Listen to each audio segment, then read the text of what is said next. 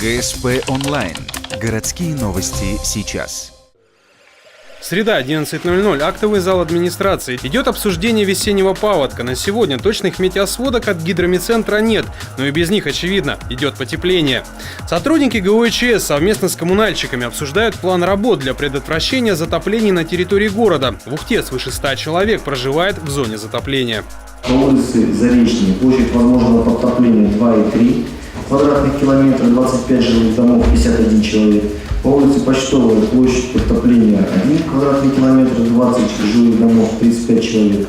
По улице Вокзальная площадь подтопления 0,5 километров квадратных, 3 жилых дома, 25 человек и 8 объектов экономики. В случае затопления жители с их имуществом будут эвакуировать, пострадавшим предоставят жилье и окажут медпомощь в случае необходимости. Но это крайние меры. Чтобы не допустить такого поворота событий, спасатели расширяют плотины, также контролируется сход льда. Коммунальщики со своей стороны обеспечивают вывоз снега с дворовых территорий. Сотрудники ГОЧС считают, что период паводков не принесет проблем.